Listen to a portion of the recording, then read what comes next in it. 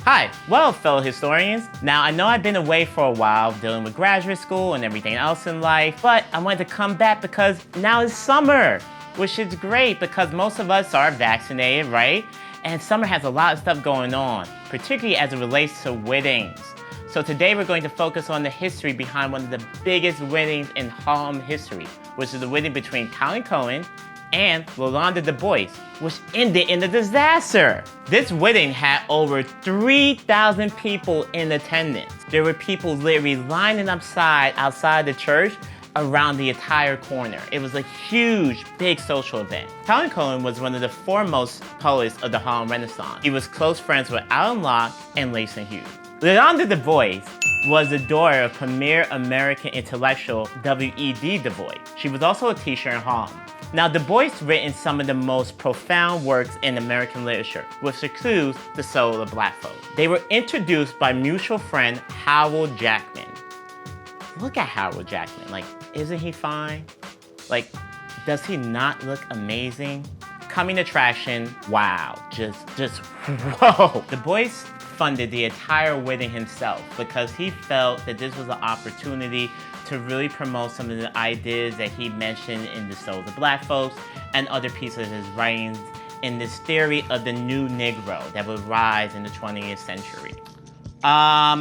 So it's a debate whether County was necessarily gay, but historians kind of come up with the consensus that he wasn't straight.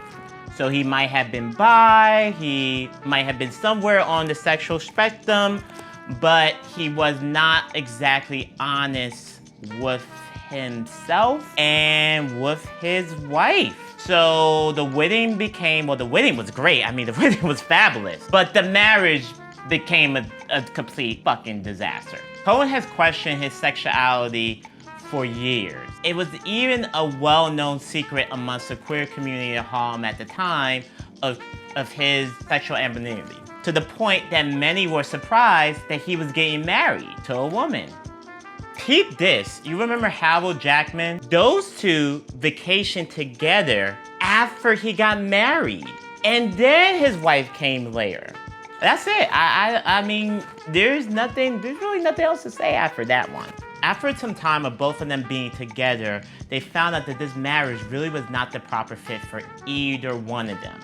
And they felt that they couldn't necessarily have a divorce because of the nature of being the ideal black couple. So they had to stay together. This was a constant tension between them both and between outside parties who had invested in the couple's success. Yolanda wrote to her father many times complaining about the nature of the marriage and really wanting a way out.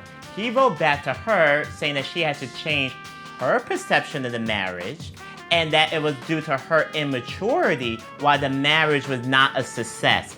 And that she really did need to take a step back and really look at what she was doing for the community as a whole. Cohen's unhappiness was possibly rooted in either sexual repression or confusion. Now, Yolanda wrote to her father several times asking for a way out of the marriage, saying that it was really not a proper fit for either one of them. Her father wrote back by saying that she had to change her expectations of what marriage actually looked like and grow up and really do what's best for the community. So both ultimately were stuck in a society of conflicting expectations between what the society want and what did they want. Finally, after much time, W.E.B. Du Bois and Colin Cohen were able to negotiate an end to the marriage itself. Now, once the marriage ended, as W.E.B. Du Bois feared, it became a huge scandal within the black press at the time. The reality of the idea of black love rested heavily on the sense of perfection, right? Straight, cis, educated.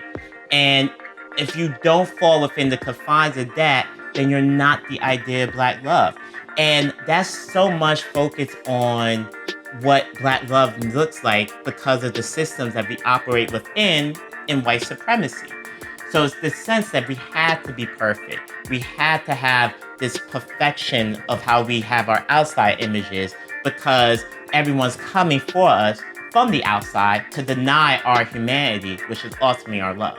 Instead of not admitting that we are individuals within the system, we continue to just go down this path in which we act as if we're representing everyone at once, and we end up really hurting ourselves.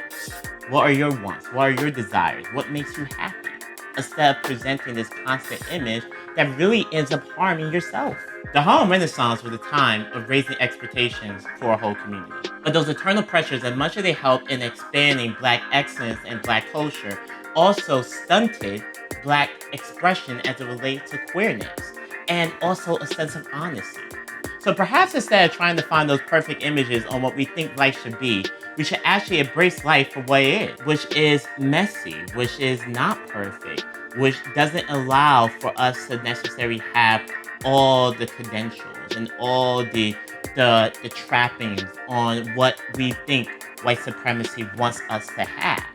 We had to really embrace life for what it actually is and what it can actually give us, because within those confines is really where our real humanity lies as people, as individuals.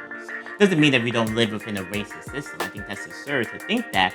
But it also doesn't mean that we had to, in order to break out of that racist system, we had to totally become perfect beings who have perfect lives. And we're living like this episode of The Sims. You know, well, not episode, but it's a video game of The Sims. You get my drift. Well, on that note, enjoy this summer. Fuck the shit out of those color lines. Until next time.